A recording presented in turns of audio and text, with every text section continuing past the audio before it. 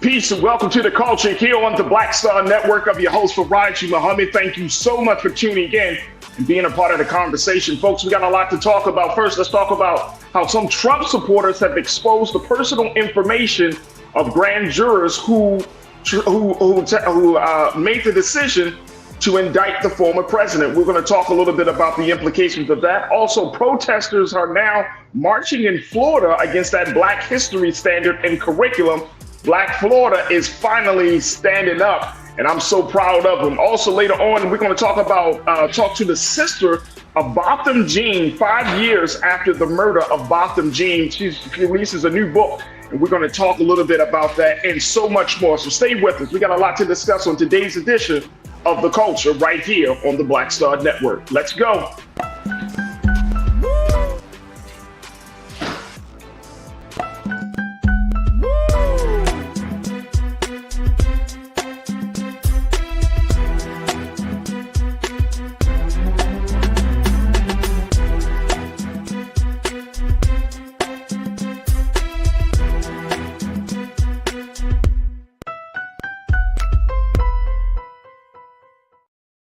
All right, folks, welcome to The Culture here on the Black Star Network. I'm your host, Farajii Muhammad. Thank you so much for tuning in and being a part of the conversation. First and foremost, I appreciate y'all for checking in as we are streaming live right now on blackstarnetwork.com. We're also streaming live on Amazon News on your Roku television, where you can find us 24 hours a day, 7 days a week. And of course, we are streaming live on two major platforms, social media platforms, Facebook and on YouTube. And it's on YouTube where you can go under Roland Martin's YouTube page and you can see the show streaming live. But not only that, folks, you can join us in the conversation, be a part of the culture crew for the day. And we would love to hear what you got to say as we have these discussions. Big shout out to the culture crew that have already checked in. Deidre Hall, thank you so much. Hello, Deidre. Robin Welch, good to connect with you once again, Robin. Thank you, sis. You don't like my music? Check one, check two. Yes, sir. Good to connect with you, bro. Nicole Spicer, hey, Nicole. How are you? Cindy D. Cindy, hello. It's good to connect with you. My sister Karen Connor. Karen, hello. Welcome. Karen, we'll see you very soon. Yes. Tiana, thank you. Hey, y'all. Hey, Tiana. Pauline, Miss Pauline, this is a pleasure. Always checking in from the great city of Cleveland. Lonnie, reading and math, get you a job. I hear that. Carl Bowden, Carl, thank you so much. You said, what is there to be proud about Florida? Folks are saying enough. That's why, Carl. People are like, enough is enough. We needed to see some type of disruption there. So we'll talk a little bit more about that, Carl. Totally trusting him. Hello, good to connect with you. Teresa Heath, greetings from rural, Indiana? Yes, Teresa, thank you so much for checking in all the way from the great state of Indiana. Evans Jean Baptiste Marquise Delva, good evening. DJ Baptista, checking Florida. I hear that. Thank you so much. Donna McAdoo Kelly, thank you so much, Donna, for checking in. And so many of you are checking in, so it's always a pleasure to hear what you have to say. Be sure to get ready to join us in the conversation as we talk about these things today. All right, folks, I want to jump right in. First and foremost, let's talk about what's happening with the former president. As you know, of course, he's been indicted for the fourth time. Well, now some of his supporters are not happy about the indictment, so much so that they have decided to try to go on an intimidation path by releasing the personal information of grand jurors who made the decision to indict the former president. And I'm talking about personal information, telephone numbers, even addresses and websites and email addresses. Wow. All because they're not happy with the decision to hold Trump accountable. Let me share with you the latest from CNN on this piece, folks. Take a look at this. Names, photographs, social media profiles, and even the home addresses purportedly belonging to members of the Fulton County grand jury that this week voted to indict former President Donald Trump and his 18 co-defendants are circulating on social media, with experts saying that some anonymous users are calling for violence against them. However, the names being circulated on these sites appear to match the names of at least 13 of the 26 grand jurors that served on the panel in Fulton County. It's unclear If those names are the actual grand jurors or just people with the same name, some addresses appear to be wrong. Unlike the federal system, when someone is indicted in Fulton County, the indictment includes the names of all of the grand jurors and so, who served on the 26-member panel that handed up the charges. However, the indictment, which is a public record that's available on the court website, does not include their addresses or any other personally identifiable information. Also, in some forms, users are posting multiple social media profiles of different people who have the same name as some of the grand jurors. Wow. Wow. Absolute madness. Just because you want to hold a man accountable for what he did down in Georgia. This is crazy. Let me bring my brother in, who's always giving us some insight on the madness. My brother Shanedu Wakorfo, who is a diversity, equity, inclusion specialist. Brother Shanedu, good to connect with you once again. What do you make of this, bro? I mean, this is like, yesterday we were talking about this. I was talking to my sister Suzette Speaks, and I was like, it's crazy that, you know, you got this major indictment that came down from Georgia District Attorney Fonnie Willis, and some people will go as far as to say, well, Trump is still a viable candidate for president. He's still a decent man. But then to get to this point where you are intimidating people for simply holding someone accountable, what is this all about from your vantage point, bro?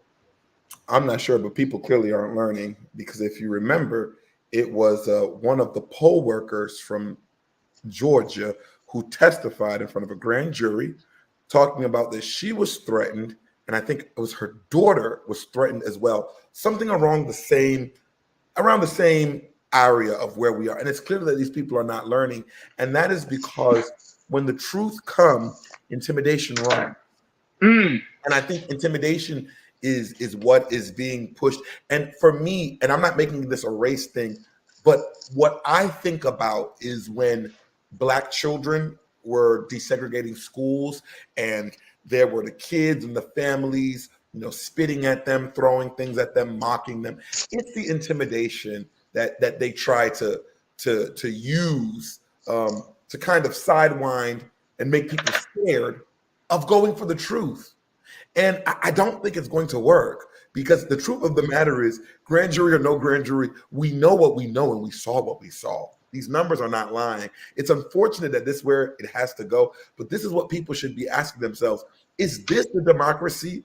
Is this the democracy that the Republican Party swears that they are trying to pontificate about? Is this what that democracy looks like? No, absolutely not. And a lot of this is just good old American gangsterism. You try to bully your way into a situation, or you bully your way out of a situation because you don't like the outcome. You don't want to hold a person accountable. You think some people are above the law, and I think that's part of the problem. Let me go to Tiana. Tiana, you checked in and said, isn't it illegal to expose grand jury information? I would think it is, but now it's online, Brother Shanedu. And by being online, it's very hard to figure out, like, I mean, unless you're going to do some deep investigation, like who was the first person that posted this information online or in these chats and whatnot.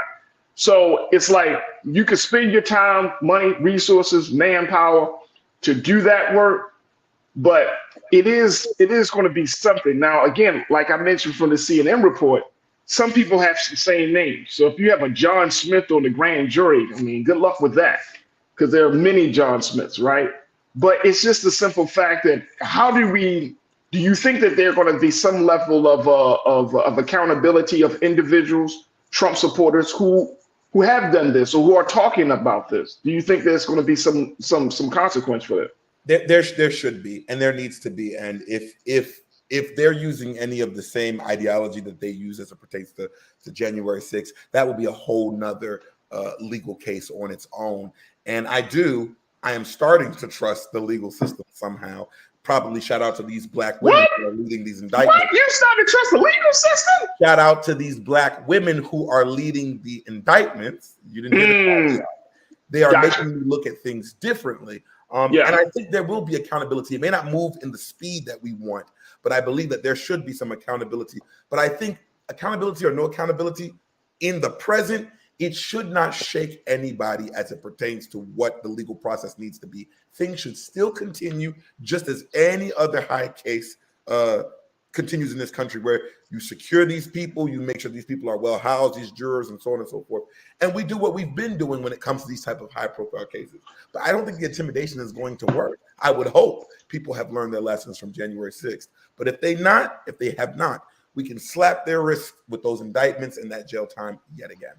And let me say, you say people hope that people learn this lesson. Let me tell you, we have learned our lesson, but has the American government learned the lesson?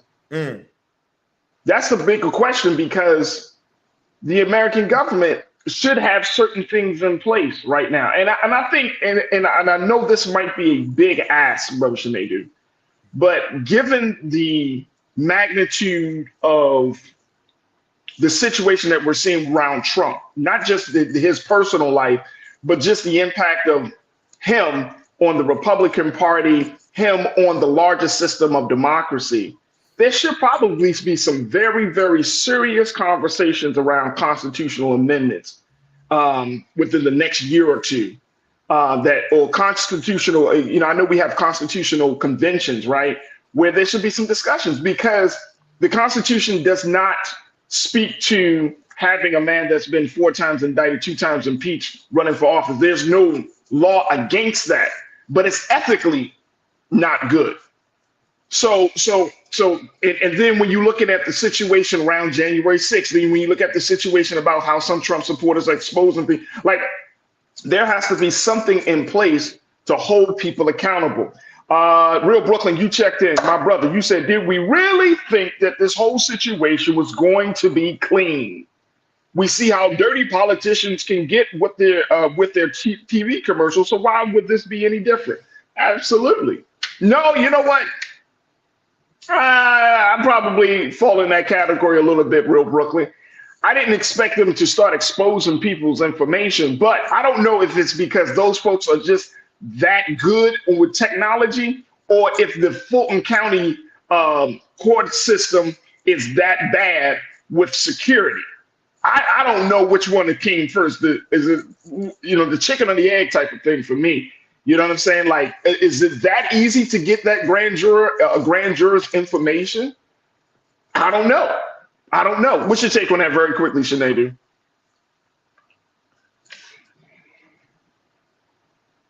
You're on mute, bro. There we go. I'm with you on that one. I'm not too sure. I'm not too sure. And I do think this is something that we do because we do live in a social media age. This information just came out. We need to let things play out a little bit. We need to see where this is going to go. I don't want to assume. I don't want to say something that we have to end up retracting. I'm going to let this play out a little bit longer and see what happens. Right. Absolutely. Look, folks, we got to take a quick pause. When we come forward, more conversation, Brother Sinedu, about this situation. Also, we got to talk about what's happening in the state of Florida, as folks are saying, you know what? Enough is enough. Protesters have taken to the streets yesterday to protest against Black History standards just days before the start of the new school year. What impact can we expect from that situation? Stay with us. The conversation continues on the first hour right here on The Culture on the Black Star Network.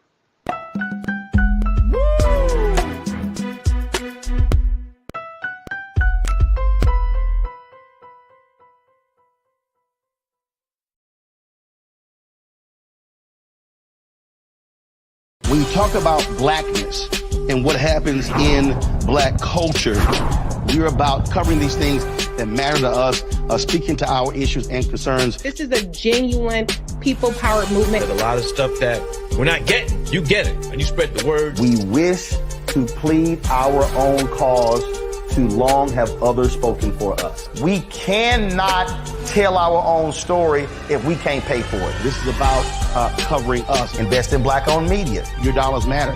We don't have to keep asking them to cover our stuff. So please support us in what we do, folks. We want to hit 2,000 people, $50 this month, raise $100,000. We're behind 100,000, so we want to hit that. Y'all money makes this possible. Check some money orders. Go to P.O. Box 57196, Washington, D.C. 20037-0196. The Cash App is $RM Unfiltered. PayPal is R Martin Unfiltered. Venmo is RM Unfiltered.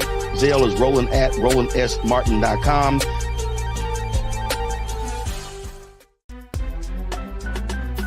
I'm Farajii Muhammad, live from LA. And this is The Culture. The Culture is a two-way conversation. You and me. We talk about the stories, politics, the good, the bad, and the downright ugly. So join our community every day at 3 p.m. Eastern and let your voice be heard. Hey, we're all in this together. So let's talk about it and see what kind of trouble we can get into. It's The Culture. Weekdays at 3, only on the Black Star Network. Folks, Black Star Network is here. Oh, no punches! I'm real revolutionary right now. Support this man, Black Media. He makes sure that our stories are told. Thank you for being the voice of Black America, Roland. Stay black. I love y'all. All momentum we have now, we have to keep this going. The video looks phenomenal. See, this difference between Black Star Network and Black-owned media and something like CNN. You can't be Black-owned media and be scared. It's time to be smart. Bring your eyeballs home. You dig?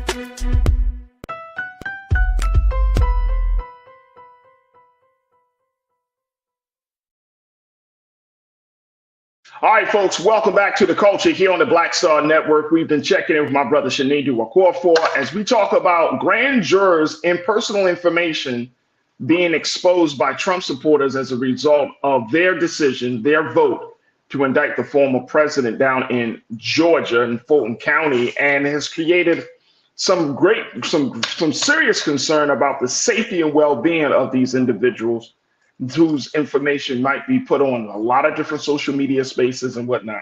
I want to bring my brother Shinedu back into the conversation here because I think, Shinedu, this is a telling situation about where we are. You mentioned this in your remarks in the beginning. This is where we are. We are literally at a point where people are so upset, they're so enthralled with a personality that they're willing to go this far. They're so enthralled with the personality, they're willing to even deny the truth. And I think that's the big part for me, that if you can't even accept the truth of a matter, you're gone. You're gone, bro. And we're seeing this more and more, that people, regardless of how well you laid out the case or how well you explain the situation, people are still going to be like, you know what, that's not true, that's not true. You're just trying to kid him. You're just trying to, and it's sad. Pauline, my sister, you checked in. Pauline Hurt, you said grand jurors' names and personal information need to be kept confidential. That's what I would think. But now you wonder, Brother Shinedu, and this is going down a conspiracy theory path. But then you wonder, like, okay, this is Georgia. Trump does have some supporters in Georgia. Trump's going to have some supporters that work in the courthouse. Some inside job type situation, right? It could happen. Like somebody's leaking this information from the courthouse. A Trump supporter that's a bailiff, a Trump supporter that is a court clerk, a Trump supporter that's held as a judge. Well, we don't know. That's not quite a conspiracy if you're looking at the breakdown of some of the people who were there at January 6th. We learned that some of those people were law enforcement. Some of those people had high positions. That's not conspiratorial. That could actually be the facts for people who do want to sow division in this country. And that is scary. And we talked about this during the leaking of the Supreme Court rulings. If there isn't a level of secrecy and confidentiality when it comes to law paraphernalia or what have you, then what the hell are we even doing? What's going on? Absolutely. Janelle, you checked in, my sister. You said these names weren't sealed after the proceedings were done. That's a problem. See, this all goes back down to, again, this is not just an individual problem. This is a systemic problem. Any state, and here's the thing, folks, and I don't want to put this out there in this respect because I don't want to But we do have to recognize that we're living in a time where a system or any person who is on the other side of this, who may not support the president, our district attorney, Fonnie Willis, you gotta protect the system. You gotta put some protection around the system, right? I mean, we can act as if things won't get bad, but folks, how many of us actually truly expected Trump to be voted as president? I mean, come on, let's be for real. So we got to get out of the space. Like Fonnie Willis needs to be protected. Anybody that's working on the case needs to be protected. The grand jury should be protected. And guess what? The United States government needs to provide the protection. Like a serious situation here. Like putting it out like that. I mean, I know the resources are thin, but we can put money in a lot of other places, and that doesn't fit us at home. But if people are trying to simply do their job, and we can have this level of protection for Fonnie Willis or anybody that's involved in this investigation in this case, just simply put it like, yo, if you're serious about protecting and preserving democracy, you need to protect these individuals. Because some people don't care about the rule of law, Brother Shanadu, and they will go as far. I mean, how many times now have we heard of threats against political figures? How many times we heard of threats against the president? They just locked up somebody else. I'm trying to remember. I just came across one story. They were talking about doing some type of harm to another political figure in the state. That's the time we live in. Let's stop thinking that we're living in some other time, and let's be in the present moment and say, you know what, we need to get some protection for the sister down in Georgia. Because I mean, she's trying to simply do her job. People are putting all of that burden on her to protect democracy. Well, if you want her to protect democracy, protect Fonnie Willis down there. That's my take, bro. Yeah, and to follow that take, because it's not about race, right? A lot of these people who are getting so, hell-bent over this Trump thing, where were you when she was doing all those other RICO cases? Y'all seem to have no issues when she was persecuting black rappers in Georgia. Y'all had no issues when that was the case. So it's like, I don't like to talk about race, but don't pee on my leg and tell me it's raining. Like I know what it is, and we all do. She needs to be protected because what she is doing is her job, and it's shameful in our democracy that someone who is doing their job needs to be protected higher when it comes down to rule of law. And it's a shame, but no man. And I think the reason why it's important for Trump to be indicted and hopefully jailed is because let that be a lesson to any American. No one is above the law. We need to make sure that is understood, because the truth of the matter is, if he gets away with all of this, your concern should not be Donald Trump. Your concern is going to be the next person who does it. Good point. Hey, look, Isaac Smith checked in. Isaac, good to hear from you. Thank you for being a part of the chat today, being one of our crew members. Isaac said something that I think is very important for us to keep in mind. He said Trump's Secret Service detail provides him protection. Wow. Wow. So he gets to benefit the protection of this institution. He gets to get world-class protection, while at the same time, he is being indicted for undermining the very foundation of the institution that protects him.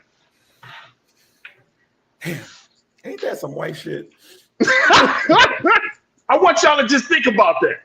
He's being protected by an institution that stands on the very foundation which he tried to undermine in Georgia, in DC, and across the country. He gets the benefit of that. So you mean to tell me at this point, should he not lose his Secret Service protection? Come on, Isaac, you brought that up, man. I appreciate it.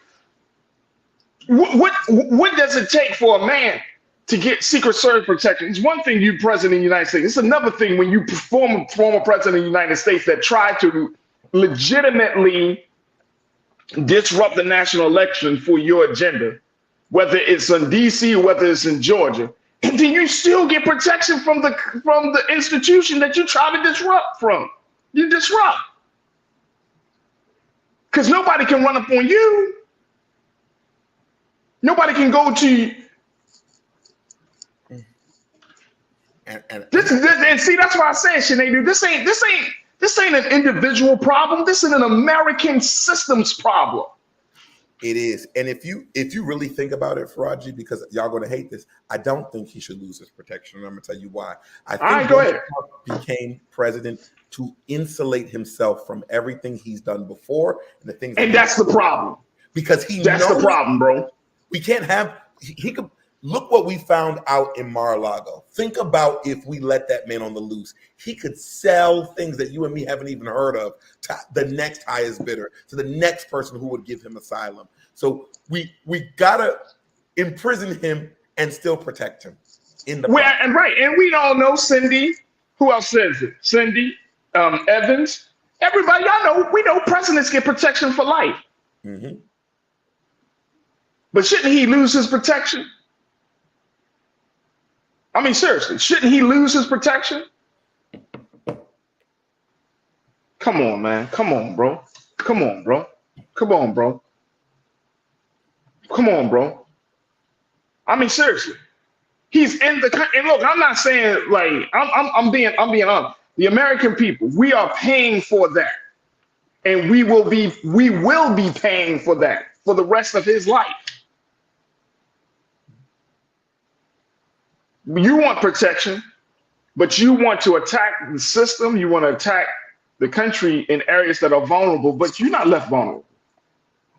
Farajii, what I want to know is, I want to know what's going to happen tomorrow at high noon if he don't turn himself in. That's what I need to know. Because we're going to see that. Apparently, she set a time and date. We'll see what happens. We got to see what happens, bro. But this is a. Yeah, but see, this is a far-reaching situation. This is a bigger problem. And I know the president, I'm talking about President Biden, I'm sure he doesn't really want to deal with it like that because it's very sensitive. It will cause a lot of, issues, but you gotta deal with this. How do you deal with it? And again, the founders of this country, the constitutionalists, the fundamentalists of this country, they did not foresee a president being in the predicament that Donald Trump is in. So now, do we keep relying on that? Or do we figure out some new rules on how to play the game, on how to engage a man and his followers like that? Because if you're telling me that all of this can continue to happen, I'm going back to my original thesis, folks. Y'all can agree with me or not. I'm going back to my original thesis. Don't come to us as Black Americans and tell us we should have faith and trust in a system that is blatantly biased and that one man can disrespect, but y'all can give him the privilege. Y'all can give him all the trappings of everything that he needs, but you get mad at us because we don't vote. Come on. Don't make sense to me. It does not make sense, bro. Look, I got to take a quick pause when we come forward. We're going to shift gears. I'm going to let that ride because Sinead said we're going to wait to see tomorrow. But we're going to switch gears. I got to share with you the latest in Florida. Stay with me. It's The Culture here on the Black Star Network.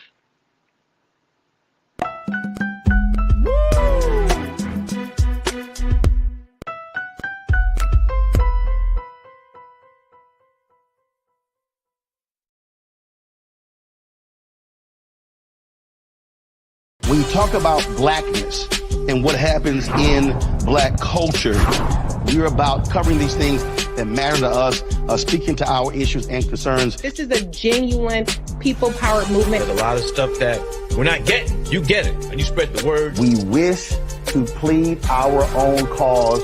Too long have others spoken for us. We cannot tell our own story if we can't pay for it. This is about covering us. Invest in Black-owned media. Your dollars matter.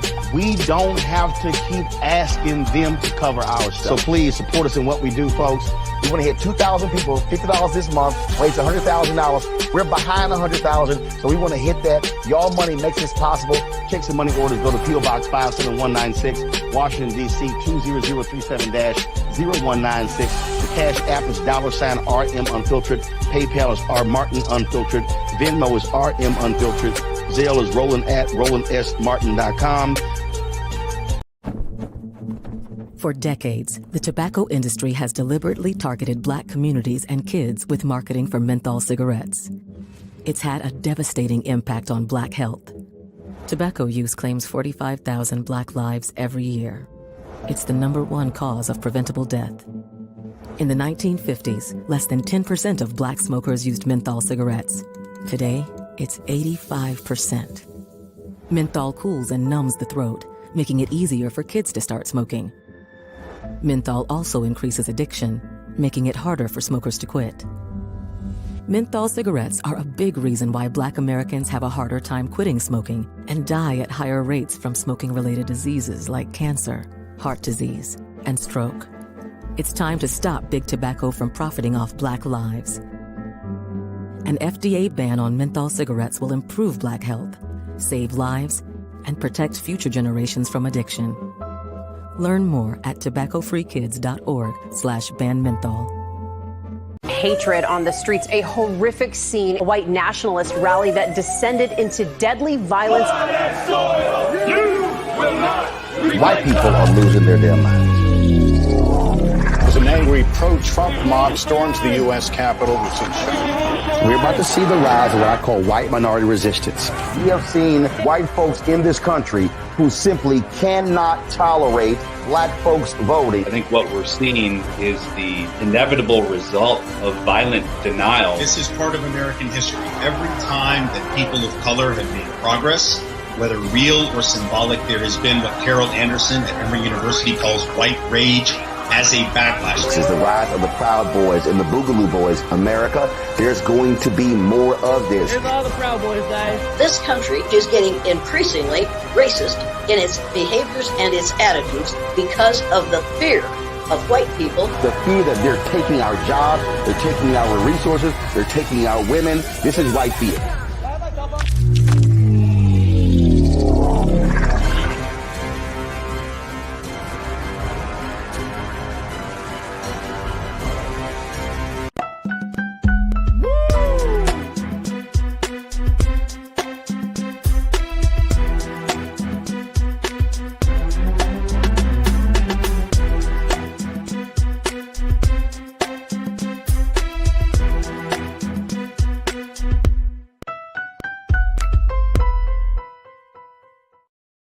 All right, folks, welcome back to The Culture here on the Black Star Network. We have, I want to shift gears from talking about what President Trump's supporters are doing to what the people of Florida are doing down in Miami. Big shout out to Miami, Florida, as protesters went to the streets yesterday to protest the Black History standards and Black History curriculums that Governor Ron DeSantis and the Florida Department of Education wanted to implement for the new school year. Take a look at this, folks. This is coming out of NBC News here.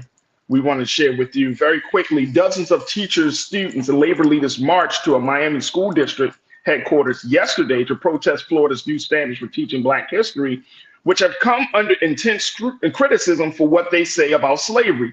These new state standards that DeSantis has come up with will not be tolerated in our schools. We will not let our children be taught that slaves benefited from their slavery. That's a lie, said March organizer Marvin Dunn, who serves as a professor emeritus of psychology at Florida International University. Now, let me share with you the second thing here.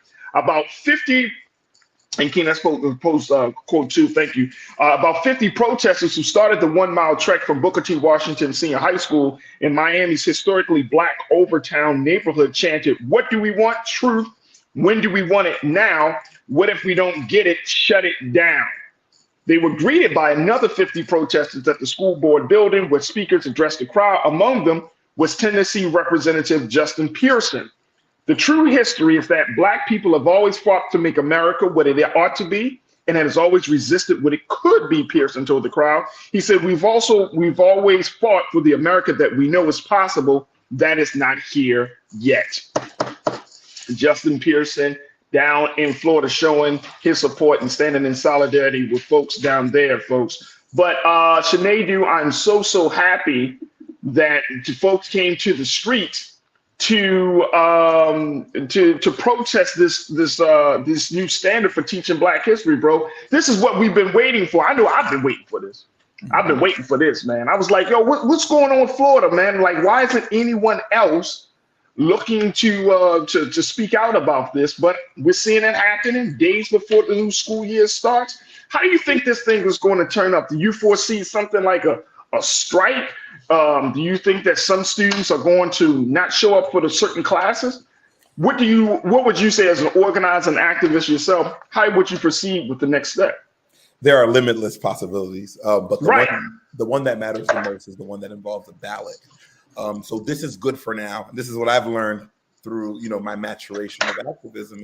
It's the noise making is part of it. The noise making is to get you to pay attention, but there needs to be something electoral, legislative that we also need to focus on. Florida, y'all voted this man in. He did not steal an election. He did not appear at night. This man got elected in, and we have to be cognizant of the folks that we're electing, not during, not after, but before. So I'm hoping that this protest will lead to those type of conversations that will be demonstrated in the ballot box. But I don't think the people should stop. I think all forms of Americanism should come out. And when I say all forms of Americanism, I mean protest. I even mean capitalism. Can somebody use this to now create some type of after-school program that parents can sign their kids up for to get the actual? And it's unfortunate, but this is our nation. This is how this nation has always existed. Whatever we can do, I think there needs to be multiple forms of protest, active and passive. I agree with you, brother. And again, I want to give a big shout out to the folks, the teachers and everything. And it's such a small number, right? Like, this is the thing that I'm hearing. When we talk very quickly, Brother Sinedu, when we talk to some of our brothers and sisters down in Montgomery, Black folks did some action down in Selma to shut down the gas station down there. Very few numbers. We're reporting that about 50 to 100 people shut down, got into this protest. Very small numbers. Talk to us from your vantage point, bro, why it's important for us not to get caught up in the big numbers and during the action, but to at least have some numbers to get the action started. Well, because it has been proven in America that numbers only matter at the end. Right now, when you're getting people involved, it's important that it's getting attention. And I think what activists need to understand, or people who are involving themselves in activism, is that stand on your belief and let the nature of American society do the rest. Because clearly it's getting somewhere, because it's being picked up by the Black Star Network, and we're talking about it right now. The news is talking about it. It's being reported. And when that happens, that's when more people will come up, and then it becomes a national movement. That's how these things spiral. So small and mighty is a real thing. But in that point, the reason why I don't want you to get lost in your numbers, because we saw this in the Black Lives Matter movement. Sometimes when you get too big, too fast, your message gets very, very lost and convoluted. So I think they need to stay structured, start with their small voices, and that small voice can be very, very powerful. Oh, absolutely. Folks are checking in. The crew is checking in. La Kelly, you said Black Floridians, your vote matters. Absolutely. Thank you so much. Who else I'm seeing here? Robin Welch, because a lot of Black folks didn't vote, that's why he won. I would homeschool. That might be the move for a lot of Black parents, Sinedu. Let me see here. What else we got here? Because folks are checking in. I see my sister Suzette Speaks is in the chat, checking in all the way from Miami, Florida. So, I mean, it shows that something is happening. It shows that something is happening. I'm wondering, what's the ultimate goal? Is it to delay the start of the school system? I wonder if it's to, our teachers are going to start kind of pushing back on this. What would you say for parents and for the rest of us, really for Black America? How do we stand in solidarity to make sure that this situation doesn't, and I'm talking about this reporting or this teaching of this Black history curriculum, doesn't happen for this next school year?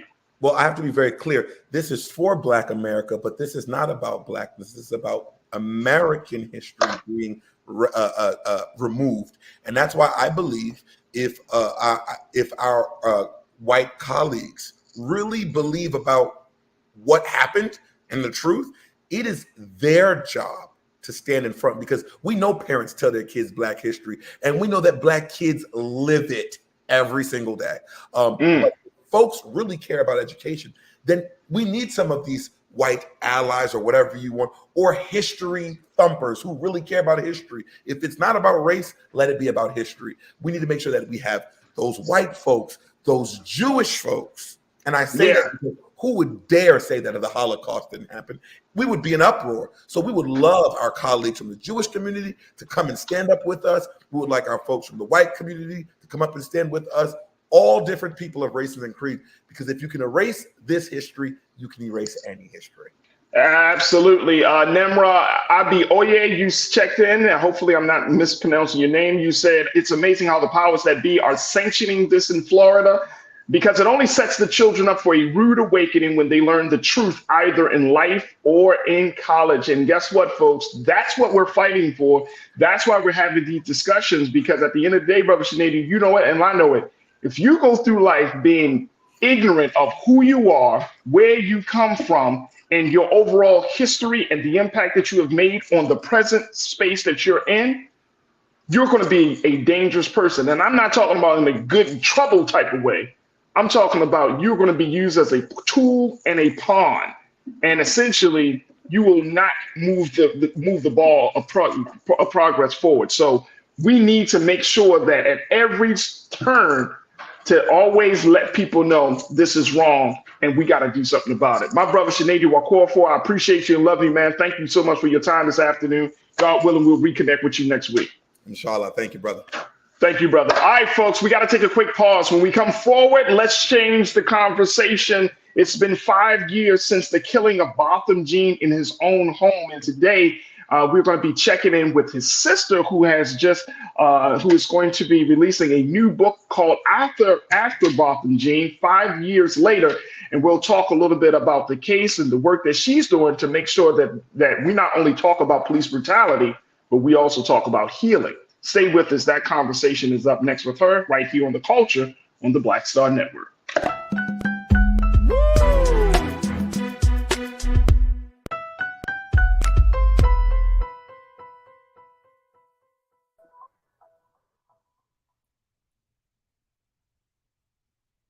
Folks, Black Star Network is here. Oh, no punches! I'm real revolutionary right now. Support this man, Black Media. He makes sure that our stories are told. Thank you for being the voice of Black America, Roland. Hey, Black, I love y'all. All momentum we have now, we have to keep this going. The video looks phenomenal. See, this difference between Black Star Network and black-owned media and something like CNN. You can't be black-owned media and be scared. It's time to be smart. Bring your eyeballs home. You dig?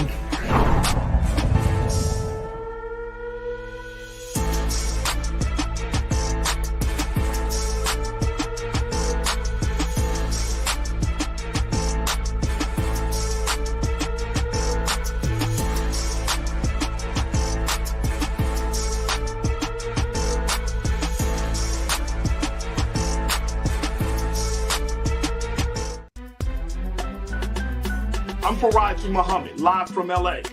And this is The Culture. The Culture is a two-way conversation. You and me. We talk about the stories, politics, the good, the bad, and the downright ugly. So join our community every day at 3 p.m. Eastern and let your voice be heard. Hey, we're all in this together. So let's talk about it and see what kind of trouble we can get into. It's The Culture, weekdays at 3, only on the Black Star Network. When you talk about blackness and what happens in black culture, we're about covering these things that matter to us, speaking to our issues and concerns. This is a genuine people-powered movement. There's a lot of stuff that we're not getting. You get it, and you spread the word. We wish to plead our own cause. Too long have others spoken for us. We cannot tell our own story if we can't pay for it. This is about covering us. Invest in black-owned media. Your dollars matter. We don't have to keep asking them to cover our stuff. So please support us in what we do, folks. We want to hit 2,000 people, $50 this month, raise $100,000. We're behind 100,000, so we want to hit that. Y'all money makes this possible. Checks and money orders go to P.O. Box 57196, Washington, D.C. 20037-0196. The Cash App is $RM Unfiltered. PayPal is R Martin Unfiltered. Venmo is RM Unfiltered. Zelle is Roland@RolandSMartin.com.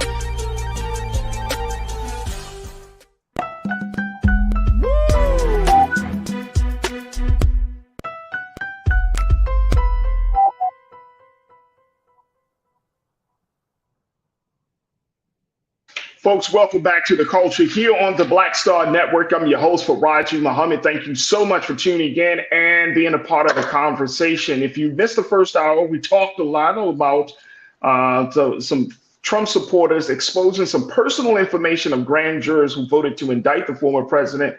You should definitely check out that conversation. And we talked about just some of the latest moves happening down in Florida as teachers and community members and labor organizers hit the streets of Miami-Dade County to protest Black History standards. We're keeping our eyes on that situation as school is about to start in a few days.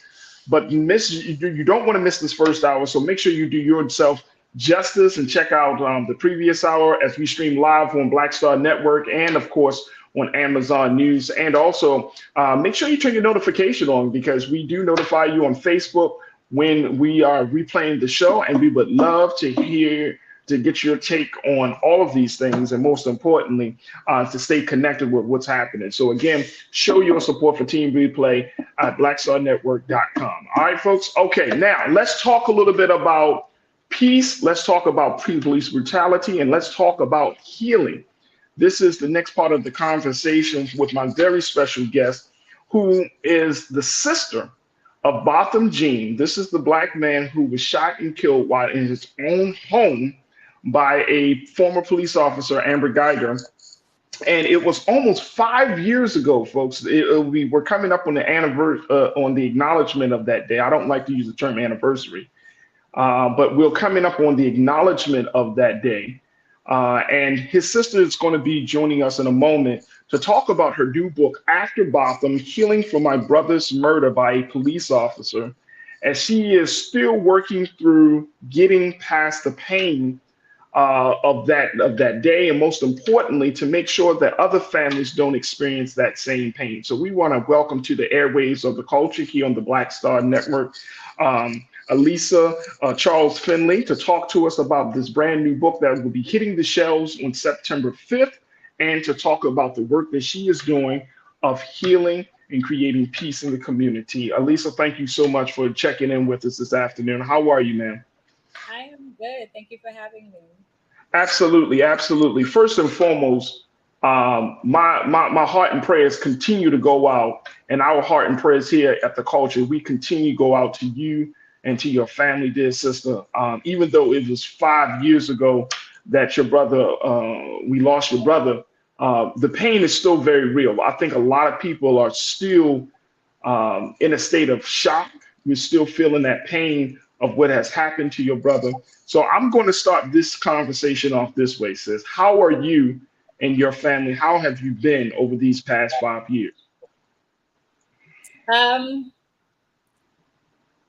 The past 5 years have been, I would say, a roller coaster, especially with emotions and grief.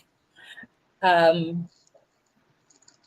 we're really trying. It's a daily struggle. There are times where we still don't. I wake up and don't believe that this is my reality, that Botham isn't here anymore. But it is a continuous journey. To not just healing from losing Botham, but to just keeping his memory alive, because that is for me top on my priority list. And I want to personally apologize for mispronouncing your brother's name, Botham, because we've heard it in I don't want to do that. So So again, I apologize for mispronouncing your brother's name, but I can only imagine. I don't understand. I'm not going to say that because I don't, but I can only imagine how it has been an up and down roller coaster. Do you feel like even though time has passed, and there's that old saying says that time heals all wounds, is this a case where that can be applied? No. I think what happens in time is that you learn to live with your pain, you learn to adjust. I like to explain it as if you're it's like having one arm. It's like driving with one arm. In the beginning, it's very hard. But you adjust. But it doesn't make it easier. You still have one arm. So this is, living without Botham, living with this fight against the city of Dallas because they still refuse to take responsibility, even though Amber Geiger at the time was a police officer. But we do it for Botham. There was a moment in her trial where the judge approached her. Mm-hmm. What was that moment like for you to see that was that level where the judge walked off of the bench onto the floor and begins to confront and console, comfort and console Amber Geiger in that situation as a Black woman? I mean, how did that? What was going through your mind and your heart and your spirit at that moment? I mean, at that time, I was already upset at the sentencing because for killing a young 26-year-old Black man, accountant, praise leader, Christian, in his own apartment for doing nothing, just for being Black and laying on his couch, and to receive only 10 years for killing him, for cutting his life short, that I was already upset from that. I mean, with the judge, honestly, it didn't faze me. I think our fight should really be with our justice system, rather than this one person, this judge who really couldn't do anything because the sentencing was left up to the jury in the state of Texas. It's left up to the jury to decide the sentencing, and they're basically ordered to pick a number between 0 and 99, and there you go, that's the sentencing. So they came up with 10. So I think right now I choose to focus more on our laws, our policies, even on a federal level, so it could blanket all states, then rather than the judge.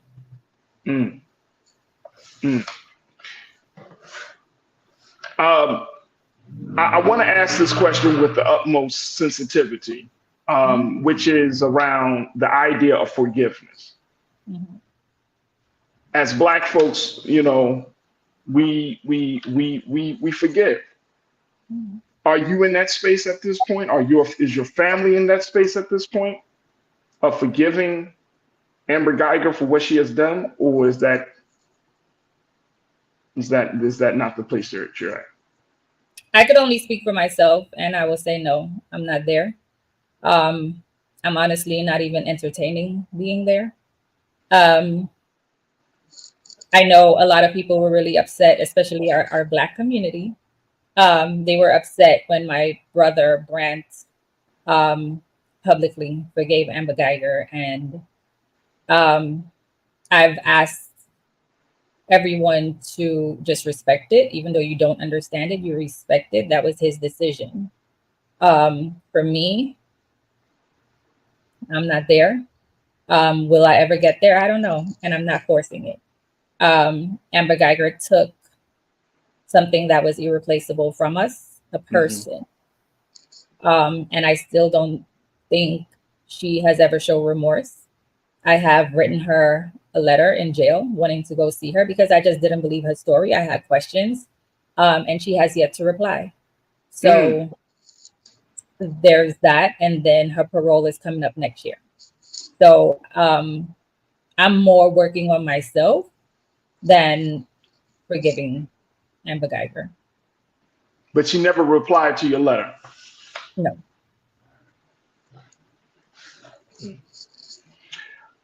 Elisa, we got to take a quick pause. When we come forward, I want to shift gears a little bit to talk more about the book that you have coming out, to talk about the work, and of course, to talk about how can Black America be supportive and be more engaged in this work that you're doing, because you're coming from a place of looking at the system, but you're also working on how to make sure that we can heal from tragedies of this nature, of this magnitude. So I want to kind of get, have a conversation about that. Folks, stay with us. We still have a lot to talk about as we check in with the system of Botham Jean, Ms. Elisa Charles Finley, here on The Culture on the Black Star Network.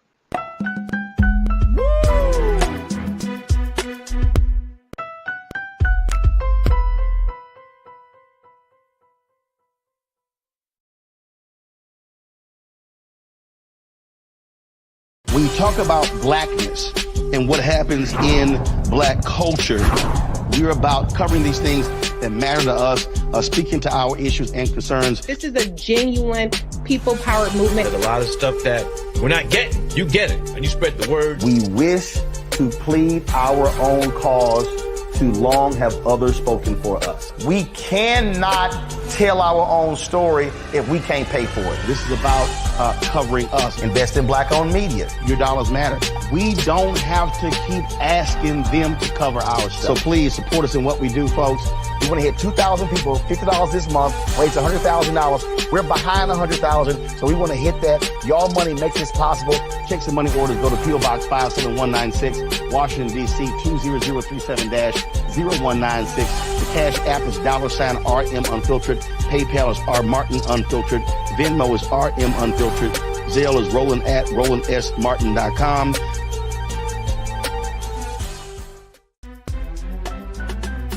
I'm Farajii Muhammad, live from LA.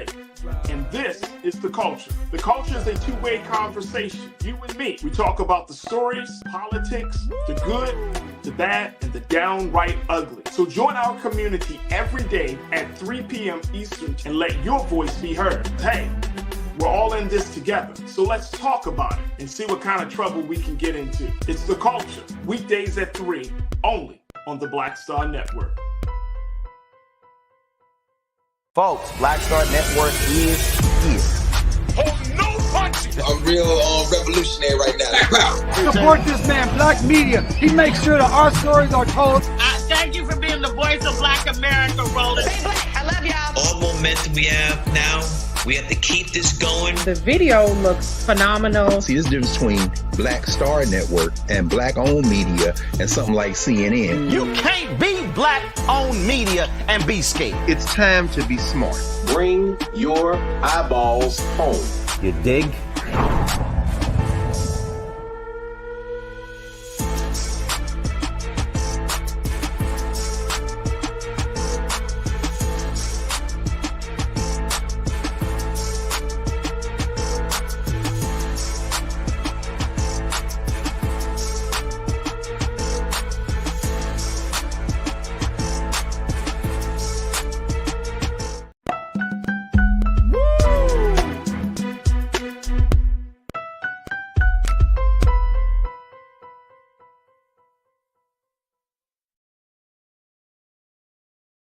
Folks, welcome back to The Culture here on the Black Star Network. We have been checking in and talking to Elisa Charles Finley, the sister of Botham Jean. And Elisa serves as the author of a brand new book called After Botham, Healing from My Brother's Murder by a Police Officer, which is the story of what happened to her brother and how she fought through the aftermath to find peace, healing, and life. Now, this book is going to be released on September 5th, almost 5 years to the day after his death.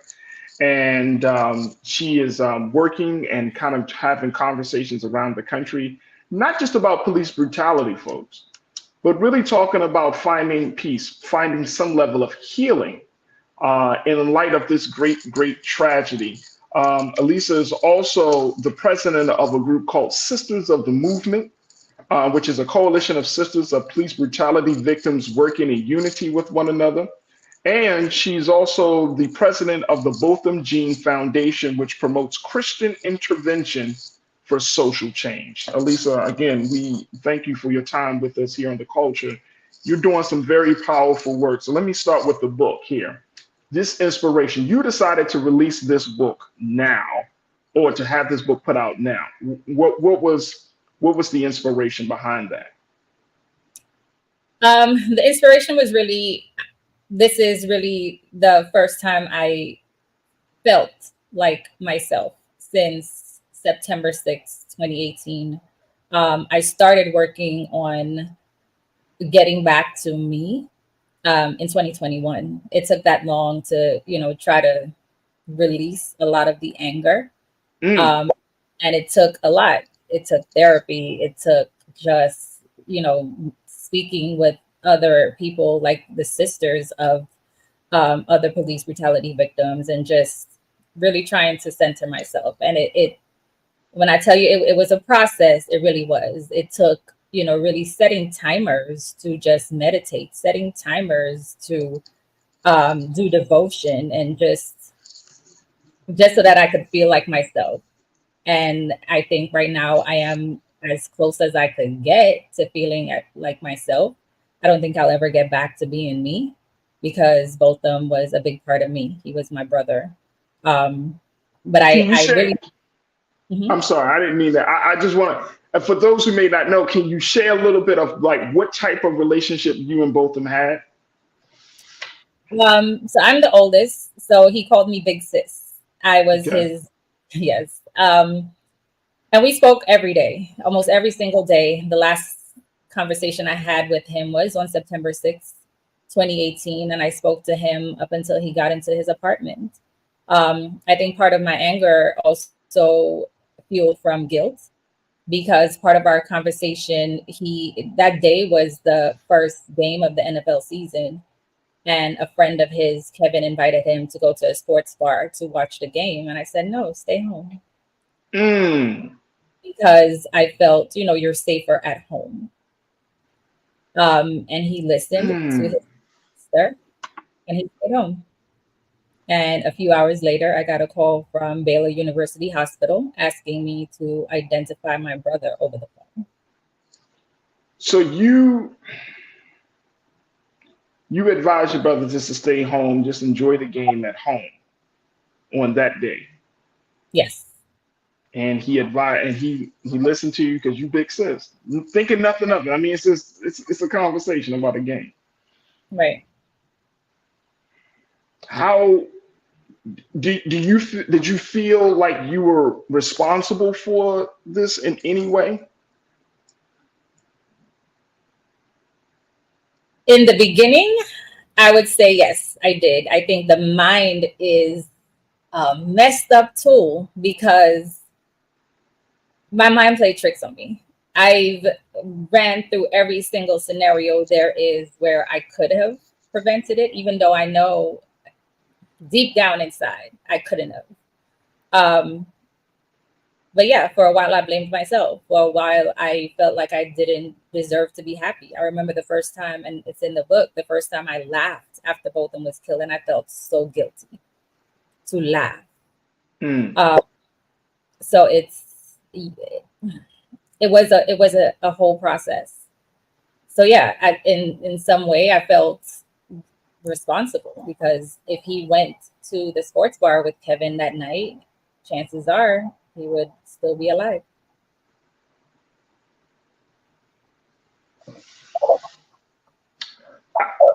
I think I want to assure you that you're not responsible. That's the least that I can say about that. I want to assure you that you are not responsible for the death of your brother. Thank you. You're welcome. I think that it takes a lot of self-work to get through a situation like this. And for you to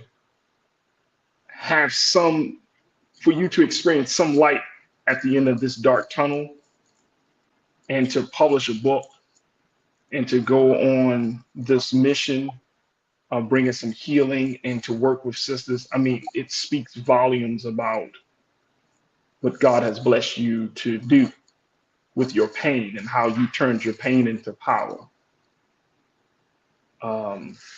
But I hope that you don't blame yourself or still or have that even in remotely near your mind, because that is this could have, I mean, with that just decision making, it could have been, I mean, it could have happened to anyone, unfortunately. And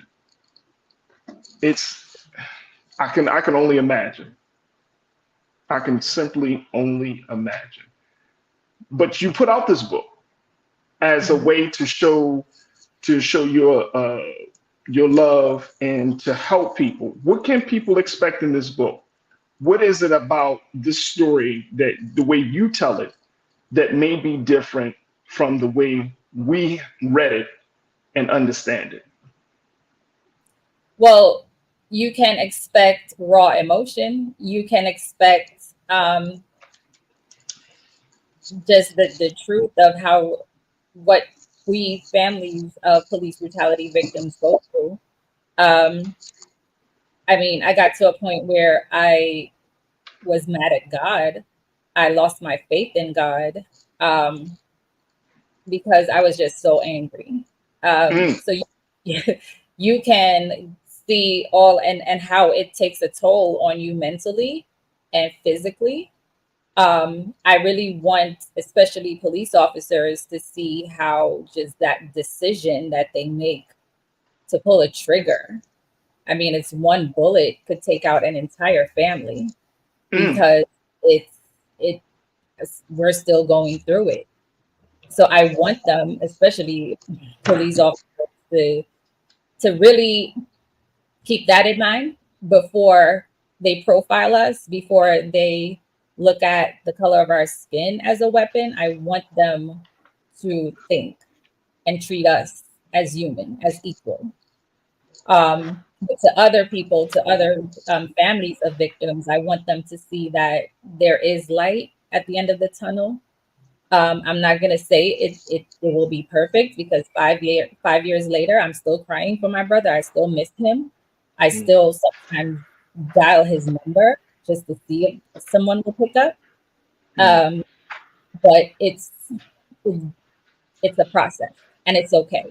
It's okay to go through the process. It's okay to go through the stages of grief and feel like you're healed, and then go back to the anger or go back to the sadness, because we're human. Right. And Elisa, that's the other part I was going to ask, and we got to take another pause. But when we come back, I want us to, share your some of the lessons that you have learned along the way for your healing journey, because a lot of us tend to think that, like I said earlier, that it's been 5 years, you should be further along, or that because you have national support, that you should be in a better place.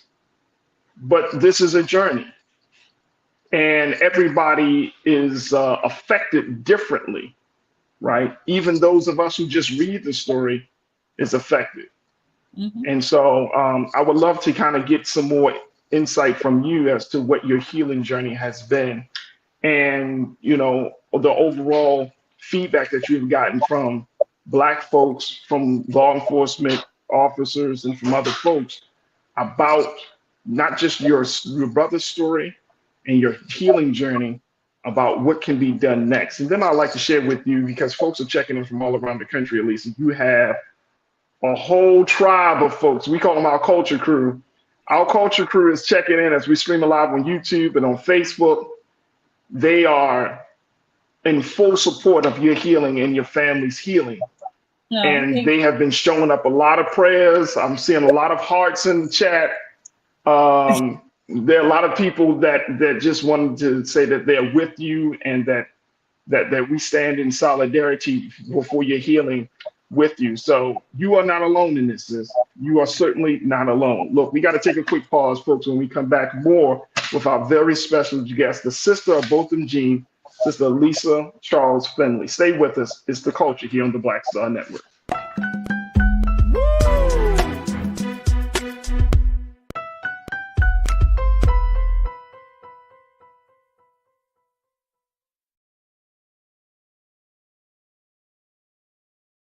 Folks, Black Star Network is here. I'm real revolutionary right now. Support this man, Black Media. He makes sure that our stories are told. Thank you for being the voice of Black America, Roland. Hey, Black, I love y'all. All momentum we have now, we have to keep this going. The video looks phenomenal. See, this difference between Black Star Network and Black-owned media and something like CNN. You can't be Black-owned media and be scared. It's time to be smart. Bring your eyeballs home. You dig?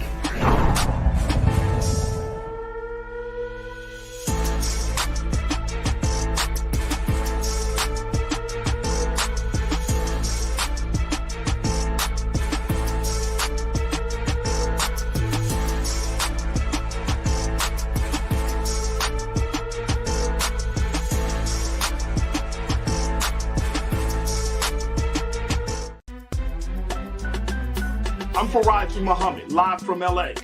And this is The Culture. The Culture is a two-way conversation. You and me. We talk about the stories, politics, the good, the bad, and the downright ugly. So join our community every day at 3 p.m. Eastern and let your voice be heard. Hey, we're all in this together. So let's talk about it and see what kind of trouble we can get into. It's The Culture, weekdays at 3, only on the Black Star Network. When you talk about blackness and what happens in black culture, we're about covering these things that matter to us, speaking to our issues and concerns. This is a genuine people-powered movement. There's a lot of stuff that we're not getting. You get it, and you spread the word. We wish to plead our own cause.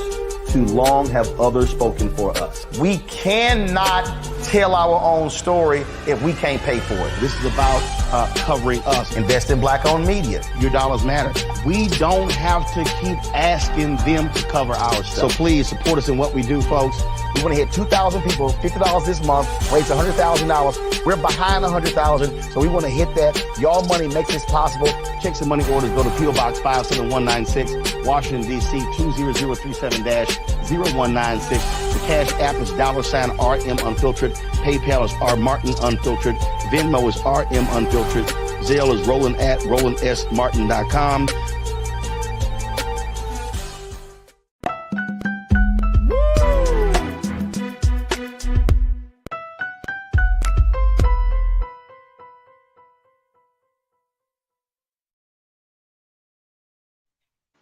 Folks, welcome back to The Culture here on the Black Star Network. We've been having a very, very important and special conversation with our very special guest, Miss Elisa Charles Finley, who serves as the author of the book After Botham, Healing from My Brother's Murder by a Police Officer. Elisa is the sister of Botham Jean, who was shot and killed in his home 5 years ago in Dallas, Texas, by former police officer Amber Geiger. And so Elisa has released this book as a way to continue her healing journey, but more importantly, for us to have a conversation about a host of things, from police brutality to healing to taking action within the community. So Elisa, I want to kind of continue that along that path. And again, I can't thank you enough for being a part of the show today and sharing what you and your family has been going through since this great tragedy. But talk to us about what has been the feedback that you have gotten around your activism work. You are part of the Sisters of the Movement dealing with police brutality victims. Talk to us a little bit more about that, because I don't think that we hear these stories, right? We read about these tragedies, and you know, your brother's case, of course, got national attention. We talked about it, and then the conversation, the media attention starts to die down. But we don't know what happened, you know, after the sentencing and all of those things. There's this kind of mindset like, oh, okay, justice or something has been done around this situation. It may not feel like justice. So talk to us, like, you know, what is the best way that we can be supportive of the healing? Like, how hard is it for families that who lose their loved one in such a public way? how hard is it for real for you and the family and other sisters and other families? So that way we can be more respectful when other tragedies come up, that we don't handle a tragedy like the way, and I'm not saying we mishandle it, but I just don't want us to kind of get into a space where it's just like it's hot news today and no follow-up about healing tomorrow. So how do we kind of bridge that gap? Well, I think you're doing a great job just by asking the question, just by acknowledging, because yes, I have encountered social justice activists that have been disrespectful, but I do it for my brother, so I have no issues with putting anyone in their place. So wait a minute, you say you expect you've encountered social justice activists that's been disrespectful to you? Yes. Black folks? Yes. And what would be the issue that they have with you and your family after y'all lost somebody y'all love? They want the acknowledgement publicly. They want their names on things. They want, yeah. And sometimes I get, requests, and if I say no, it's like, well, but I protested for your brother. So, yeah.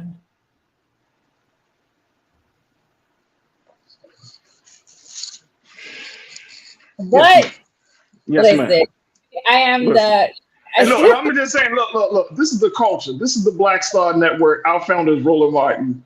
We're gonna keep it real. I want you to keep it 1,000 with us, because trust and believe, our supporters want us to keep it. We want to keep it real. So if that is the situation, and it's heartbreaking to hear. That's heartbreaking to hear, sis. That here you gone through a national tragedy, and people are worried about getting some clout from your pain. Yes. Yes. To the point where, I mean, here in Dallas, we were successful in getting South Lamar Street renamed to Botham Jean Boulevard. South Lamar was where the street Botham lived on. And it is also the street where the Dallas police headquarters is located. So their new address is now 1400 Botham Jean Boulevard. That part, I love it, because every police officer coming out of that building will forever say his name, because his name are on their checks. But even with that, where we went through the city council to do it, I had activists coming up to me and saying during the ceremony, like, well, why didn't you mention my name? I protested. So it's things like that. Even though I was, crying my heart out. If you on YouTube, it's all over there, because I couldn't even get words out, because even though, yes, we got this victory with the street being renamed, it is still bittersweet, because I would still want my brother here rather than a street. Some people don't see it that way. For some people, it's just another event. We also have the Botham Jean Act in Texas, where it makes it illegal for police officers to turn off their body cam during an active crime scene. So that is also something in Botham's name. I mean, I'm still going with doing things for Botham, because I look at it as keeping his heart beating. Yeah. It's just my way of everything that I do for him, doing his name is just, just keeping his memory alive. So yeah, I will continue doing it with or without anybody's support. I've been back and forth in DC speaking with senators, because I advocated for the Justice and Policing Act. I still advocate for it. I still think we should have it, because the executive order that was signed by our president it doesn't trickle down to a state level.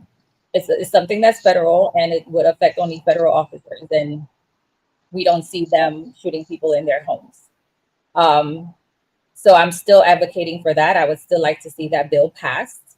and so much more, like decertification of police officers. That's something I strongly advocate for, because if all these officers were decertified, like from Amber Geiger to Derek Chauvin and so many other officers that are involved in police brutality, if they were decertified prior, all these victims would still be alive, because if you look at the history, it's never a first offense.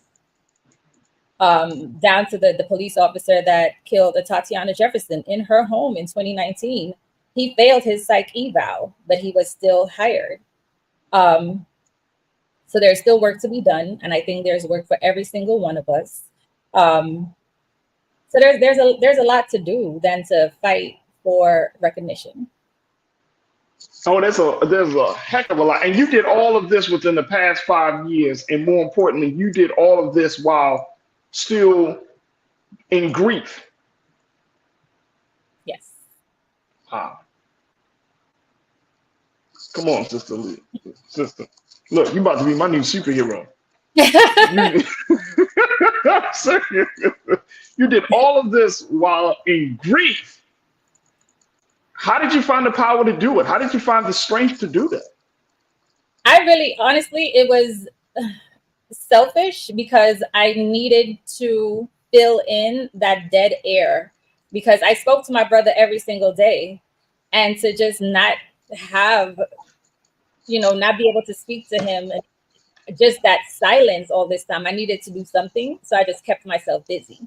I started the Botham Jean Foundation because I was trying to fill in that time. I started Sisters of the Movement, and all of this is because anytime I sit and I think of Botham, I pick up something to do for him instead of, grieving and crying and, feeling sad. I did something productive with that energy. I like that. Let me get a couple of our crew members very quickly. I know we got to take another pause, sis, but let me get a couple of folks checking in. Robin Welch said, Elisa, thank you for everything you're doing to keep your brother's legacy alive. Prayers are with you.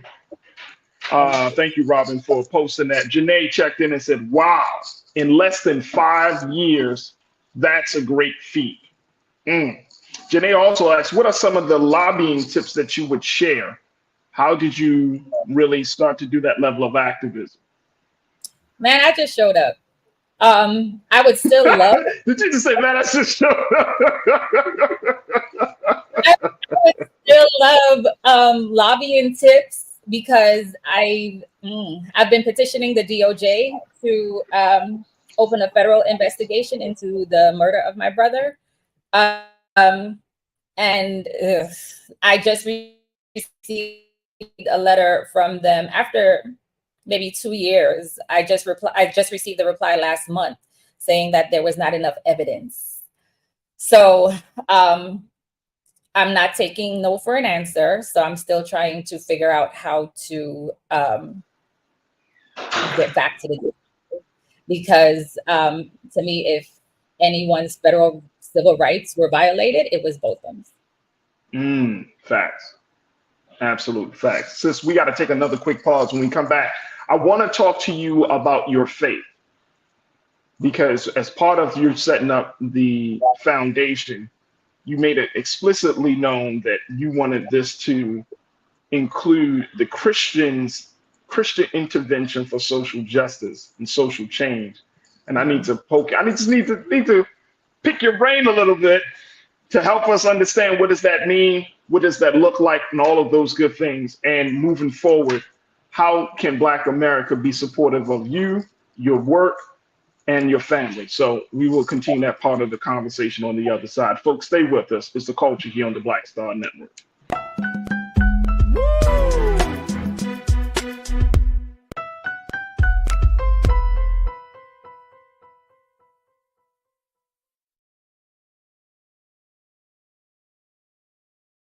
When you talk about Blackness and what happens in Black culture, we're about covering these things that matter to us, speaking to our issues and concerns. This is a genuine people-powered movement. There's a lot of stuff that we're not getting. You get it, and you spread the word. We wish to plead our own cause. Too long have others spoken for us. We cannot tell our own story if we can't pay for it. This is about covering us. Invest in black-owned media. Your dollars matter. We don't have to keep asking them to cover our stuff. So please support us in what we do, folks. We want to hit 2,000 people, $50 this month, raise $100,000. We're behind 100,000, so we want to hit that. Y'all money makes this possible. Check some money orders. Go to P.O. Box 57196, Washington, D.C. 20037-0196. The Cash App is $RM Unfiltered. PayPal is R Martin Unfiltered. Venmo is RM Unfiltered. Zelle is roland@rolandsmartin.com.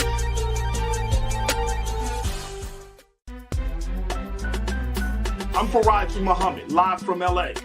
And this is The Culture. The Culture is a two-way conversation. You and me. We talk about the stories, politics, the good, the bad, and the downright ugly. So join our community every day at 3 p.m. Eastern and let your voice be heard. Hey, we're all in this together. So let's talk about it and see what kind of trouble we can get into. It's The Culture, weekdays at 3, only on the Black Star Network.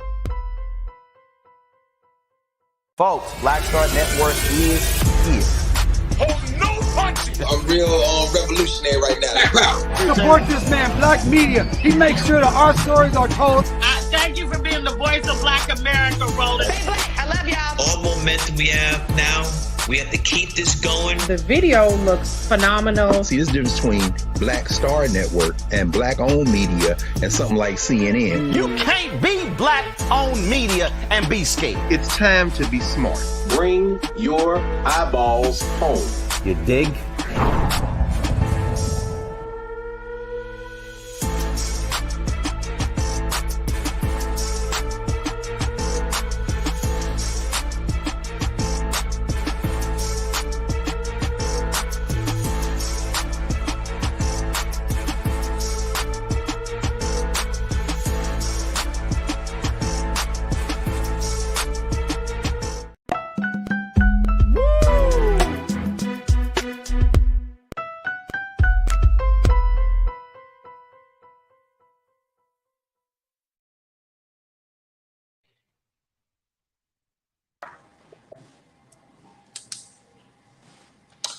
All right, folks, welcome back to The Culture here on the Black Star Network. I'm your host, Farajii Muhammad.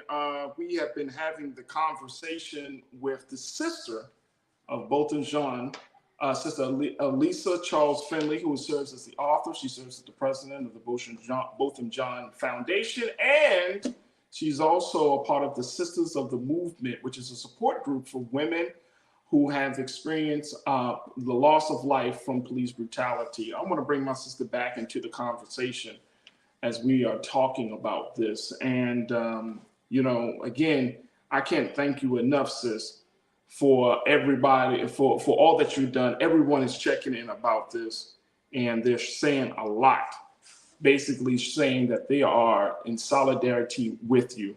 Let's talk a little bit about your approach to this, because you're doing all of this work. You're doing the lobbying work. You're doing the policy work. You're connecting with other sisters and those who have lost someone because of police brutality.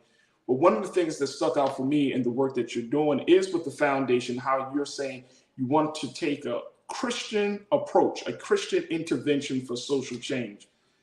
What does that mean? What does that look like? And why did you highlight that part of that, you know, that approach for this work? So I highlighted that part because Botham was a Christian. That was the center for him. At 26 years, he has been a praise leader for multiple churches. He got baptized at a very early age. And that was him.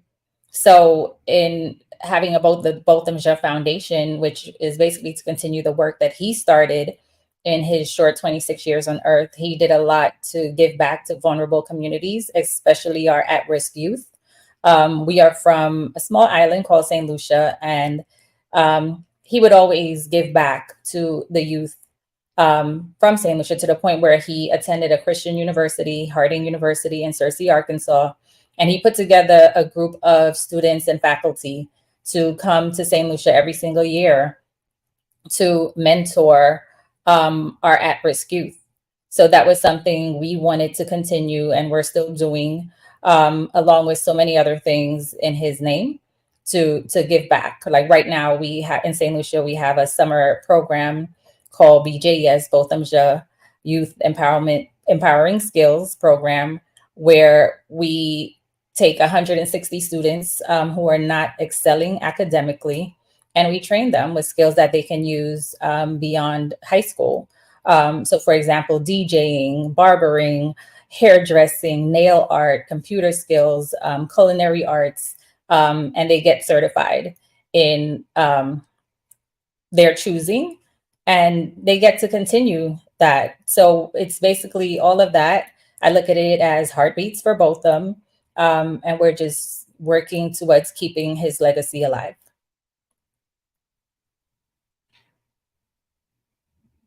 Sorry, there we go.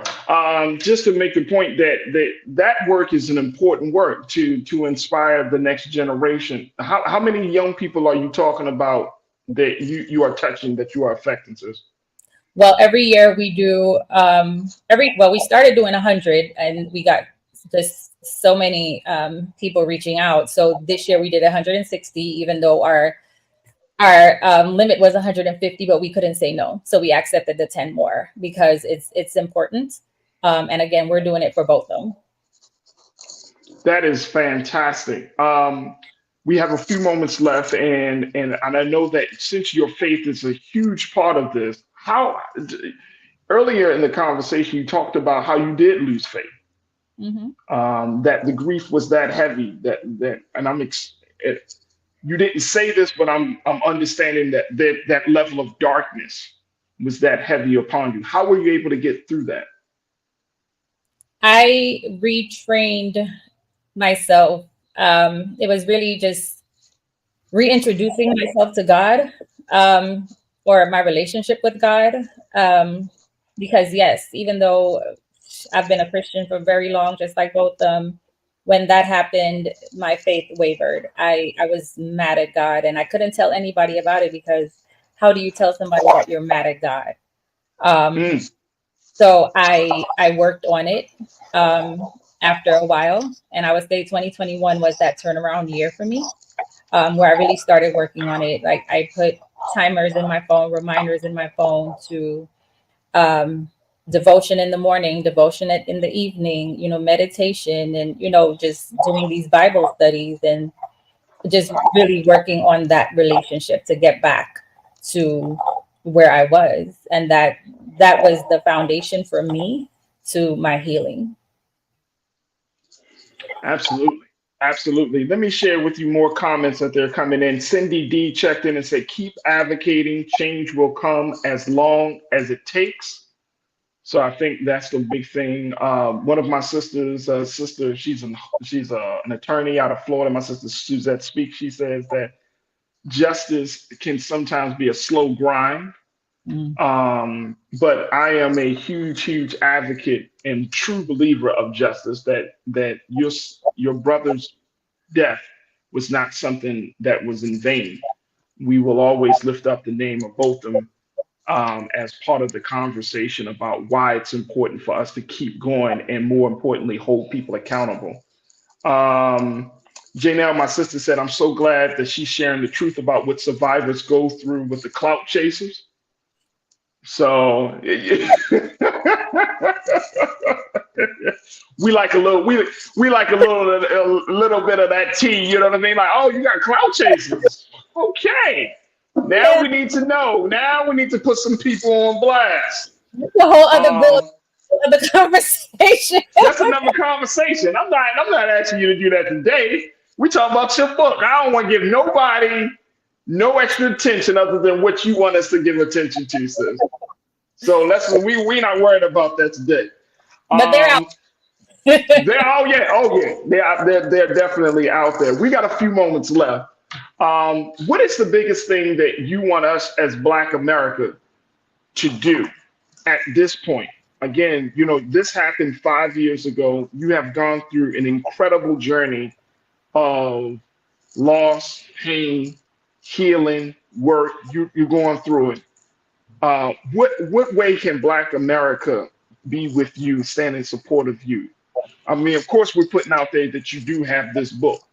So, that's one way to support you and the work and, supporting the story of who Botham was really, who he is, who he was, and the impact that he has made on your life. But how can Black America be supportive of you? Well, for me, with the Botham Jean Foundation, you can visit our website. It's www.bothamjeanfoundation.org. You can donate, you could follow. But it's not just me. I would say just there are other victims, other families who are going through this. Remember them. And with, everyone, I know there are a lot of activists and they do great work. But also remember the families, reach out to the families, especially, if you're protesting for a cause, keep the family at the front and center. I was just at a documentary screening 2 weeks ago in Chicago for the killing of Amir Locke. And if you get an opportunity to watch it, please do, because it's very interesting and it's very telling of the crazy system that we live in. But continue to say his name, continue to say all these victims' names, because we're still looking for justice. And if you could help any of us out in reaching out to the DOJ, we will take it. Thank you. There it is right there. We Truly Blessed 10 asked the question. We know that Amber Geiger is up for going to be up for parole next year. Will you be present to protest that? Will you, will the foundation, the Sisters of the Movement, are you guys going to be on that? Yes, I will definitely be there. I will be there from start to end, speaking against her getting parole. I don't know, this is new to us, so I don't know exactly how it will be, but if anyone wants to show up, pull up. Pull up. Sister Lisa, I can't thank you enough for your time today.